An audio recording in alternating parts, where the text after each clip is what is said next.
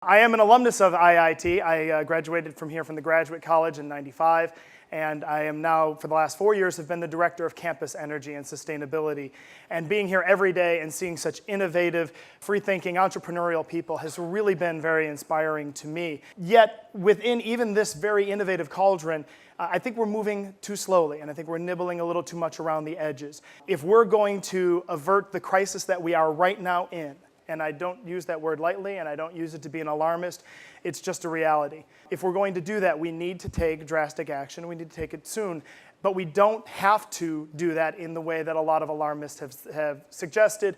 There's some very simple things that we can do, and I want to talk about that today. Now, to kind of frame the crisis, for the first time in about a century, we're at a point where we don't use resources in an effective and an efficient manner, and we are basing our civilization this kind of imbalance. We think that we're using age-old philosophy that resources are infinite, and we know that they're not. We're also basing this on the idea that if we continue to pursue individual opportunity and pursue individual wealth and individual advancement, that is in fact the way that we will increase our quality of life, provide us stability, and give us freedom from want. And freedom from want and stability are what we want. That is what we need to get to. I'm not making any bones about that, but the way that we've chosen to do this with this kind of individual advancement is a way that doesn't provide us something that's really sustainable. In that mode, if we believe that that is true, then we see people who are successful as those are the people who have worked hard. And we see people who haven't succeeded, well, they just didn't work hard enough, that they didn't pursue their own individual advancement, and that's why they've attained what they've attained. In that same token, we see that if someone lives in a poor community or if someone lives in an environmentally stressed community, well, that's their choice. They either don't have the ability to do so or haven't made the choice to get out of there. And we kind of know that that's not really true. The last piece that comes from this is we see this as, well, you know what, society has always solved problems, so we'll figure out a way to solve this one and get us out of it and can continue going along this path. I want to talk to you a little bit about today as I frame this discussion before we get to the solutions, which is where I always like to focus. But I do want to kind of put some things in perspective. And as the son of a history teacher and an accountant, like what nerdier upbringing could there be than to be the son of a history teacher and an accountant? Of course, going to IIT didn't really help that cred anyway. But I've always been exposed. My dad had the Asher Durant, or the Asher and Will Durant series of history, for those who are familiar with it. It's volumes of books.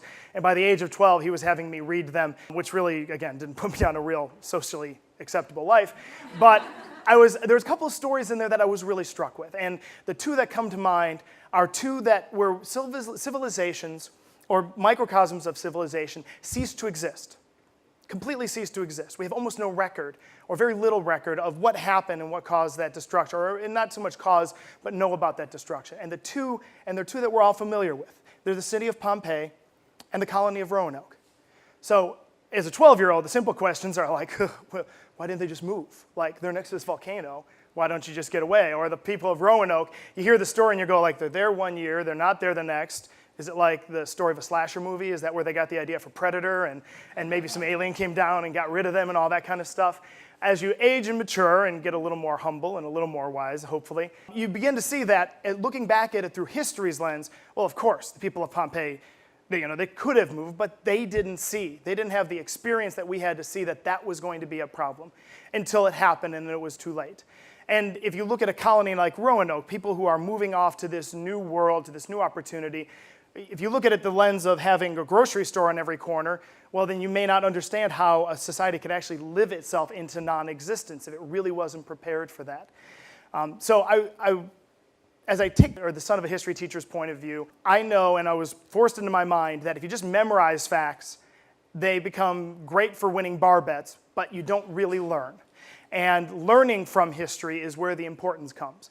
And as that accountant's son, I know that if you look at numbers and facts and figures, eventually they add up and they add up to something, and it's up to you to find what that bottom line is. And for me, I look at these examples and I look at where we are, and I know that the bottom line is 10 billion people in this world, which is what's going to be here sooner rather than later, cannot survive the way that we live and the quality of life that we sustain ourselves right now in the Western world. It is impossible. So the question then becomes one of two things. One, do we tell half of this world that you're just not going to have that quality of life? There are going to be some who do and some who don't, and it's up to you to try to figure out where you're going to end up.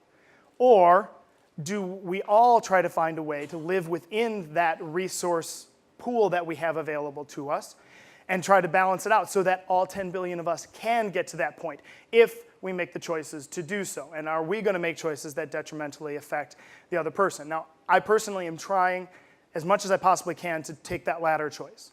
Not just because I think it's the most just and reasonable, but because I don't think that the other one is anything but a false utopia. We have never had a civilization based upon class survive. Every civilization that has taken and concatenated resources in one area and deprived them another, or deprived someone else of a quality of life to deliver another quality of life, it has always vanished from the face of the earth, to be taken over by some other civilization and then move forward. Well, we're reaching the point with globalism where there isn't going to be a next civilization to take over. We're all so immediately interlinked that that's just where we are. So what I want to talk about today, and I want to take the opportunity to say this isn't a single solution. I'm not going to be here saying, go X, Y, Z, walk out the door, put your sticker on the wall, and everyone's going to be happy and things are going to change. But there is a fundamental philosophy that I think we need to get across, and that fundamental philosophy is where we lost our way sometime between 1950 and today. And that is when we forgot about the binds that tie us within communities and the binds that tie communities together. And when we put that focus and put that into clearer view, I think you're going to see that there are great opportunities to still have this kind of individual spirit, but look at it from the community lens and point of view. So the way that I can kind of show you and give you a view of how I've got to this point and where we are is to look at kind of our attitudes and how our attitudes have changed over the last 50 years. And instead of doing samples and surveys, I look at what I think is one of the easiest ways to judge how people have attitudes towards things, which is where do you spend your time and where do you spend your money? So if we look first and foremost, this is a wonderful little pie chart, and it shows a breakdown of a 24-hour day, what people do on average. You can see we sleep in general for about 8 hours, and we work for about 4 hours. This is the map for 1950. In 1950, people were spending about 2 hours a day volunteering or participating in their community, and 2 hours a day socially interacting with people, and then 8 hours of sleeping, and on average 4 hours working, which takes into account weekends and the like. If we flash forward to 2002, we see that people are now spending about 25% of that same amount of time volunteering, spending time in their community, or socializing with people. And we've replaced it by a little bit of work and a little bit more sleep and a lot of time watching television. So we spend more time in our homes and less time in our communities. And this is a breakdown from 2003 and 1950 of how we spend our money. And I want to draw a couple of important items to you. First of all, from 1950 to 2002, we're spending more money on housing, transportation, and insurance. That's where we have increased. Now, we haven't seen a significant salary increase in that same amount of time, so those drops have come from food, apparel, and personal care. We are literally spending less capital resources in our communities than we used to. When you talk about things you shop for in your neighborhood, well, you buy food, and you may buy clothing, or personal services, or tailoring services, or dry cleaning. Those are all things related to food, clothing. Well, we're spending less money there and more money on housing costs, energy, transportation, insurance. Those are all things that are sending those resources out of our community. So this idea is a tangent idea to an idea brought up by Robert Putnam, the idea of social capital, and I'm adding on to it financial capital. When we spend less time in our communities, we don't have as much of that community interaction, that opportunity to take advantage of these ties that bind us together and help us to make life easier. At the same token, our communities are having the resources drained out of them. We go out, we earn money, we bring it into our community, and all of a sudden we're spending it on things that send it out. And to have that kind of amassing of resources in our community is harder.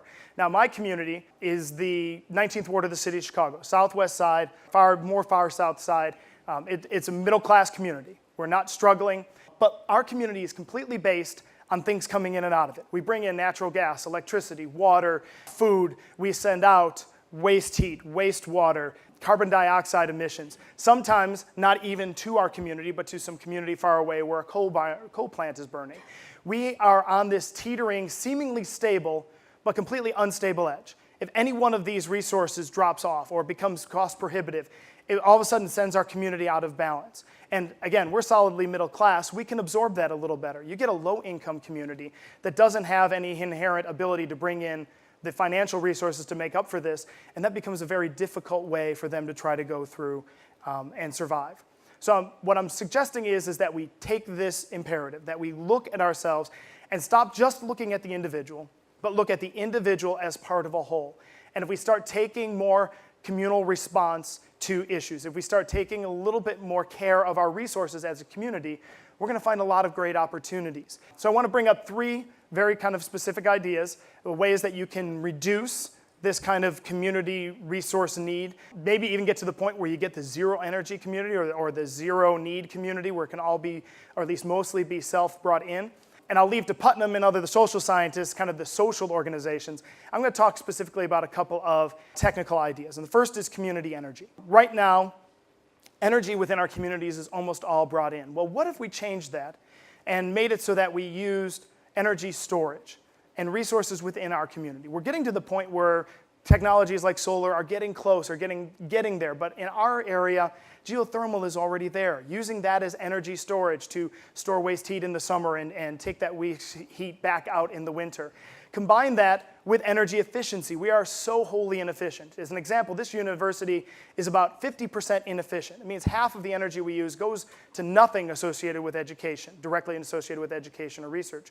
Same thing is happening in our homes. What if we had a community bank finance energy efficiency through a community-based nonprofit or for-profit business that aggregated blocks of the community and went in and just did wholesale energy efficiency, did wholesale energy storage, employed people who worked in the community. Now you take this cost that people are going to spend over the next 10 or 15 years, and you have that money coming right back into your community.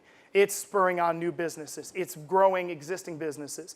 It's a great opportunity to build that community. Now you've taken what was a drain and you've made it a resource. And at the same time, you've had the added benefit of not taking away from the quality of life some other community. You have no more or fewer coal emissions in an area where somebody was near a coal power plant. You have less wastewater that's being diverted into a river stream that's causing flooding down through Des Plaines, down the Mississippi, down into Louisiana. We've improved all of those things, and we've made our community stronger. Now, the next idea has already been mentioned today. I'm not going to claim it as a huge innovation. It's resource cooperatives. Okay, so we're all familiar with, at least most of us are familiar, if not heard today, about food co-ops. Well, let's extend that co-op idea.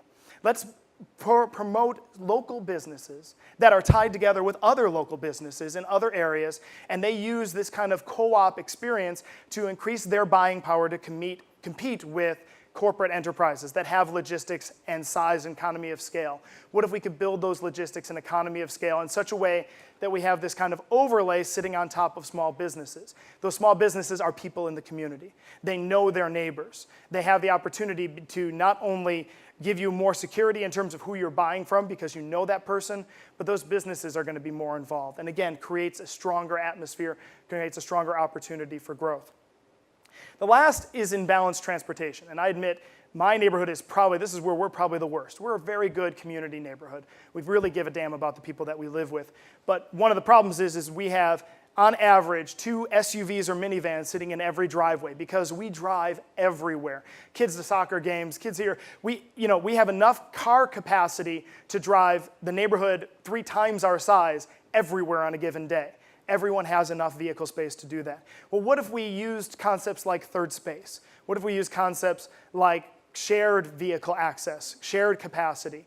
What if we relied a little more heavily on alternative transportation, not just public transportation, but smaller, lighter, more renewably powered vehicles, things that then can also live in our community?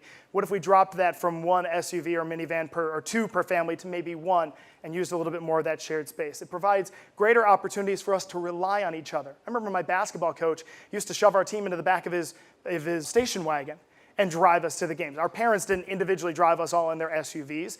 Not that they didn't care about how we did, but we were a 6th grade basketball team. We kind of sucked. So why would they want to see us do that? They were there to cheer us on, but when we were home, not when we were at away games. What if we took that same kind of philosophy?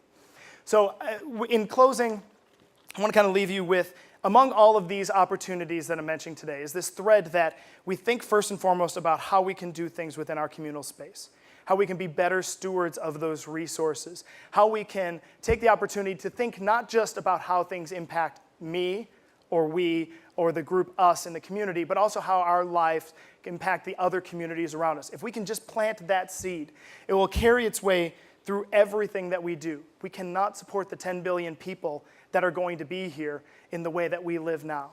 There is a chance, a really good chance, that we can support those 10 billion people if we change to this philosophy, if we move into this direction of thinking communally, both within ourselves and about those other communities. I brought up some ideas today, some things that go from this. The possibilities and the opportunities, they are out there. It is now up to you and to me and to all of us to make them happen. Thanks very much.